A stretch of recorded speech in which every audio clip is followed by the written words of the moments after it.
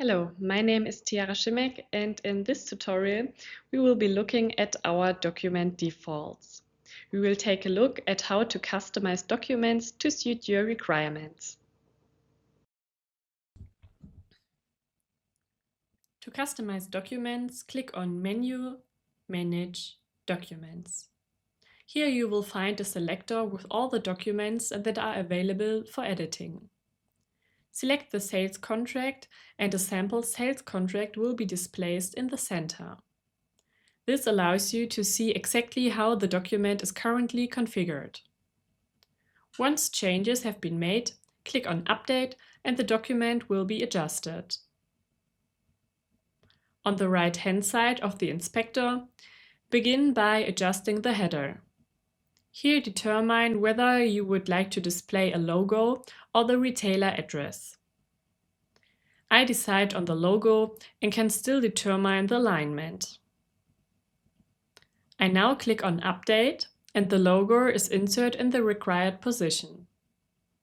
If the retailer address has been selected, the font size and adjustment can be adjusted below, as well as the header spacing. This is followed by the address header. It is possible to customize the font size and make further settings for the sender, recipient, and address header. It is also possible to select the fields for the address header.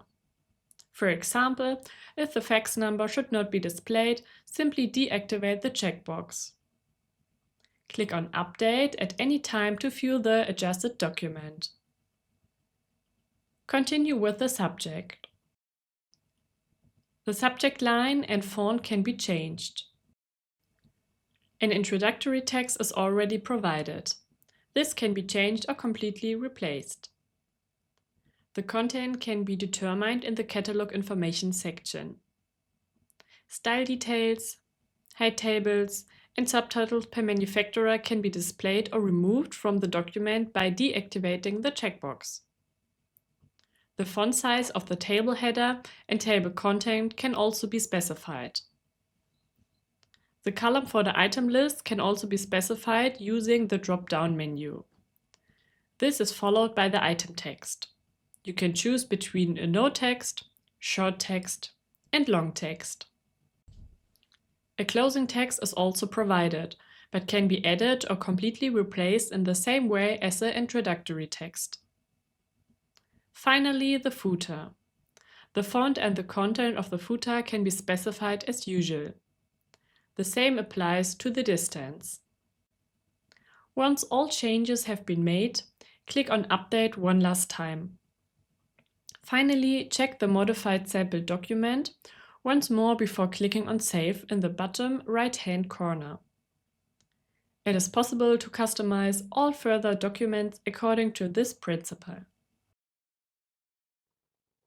Thank you for your attention. Now take a look at our tutorial Context Documents. In this tutorial, we will demonstrate how to use the customized documents within the design process.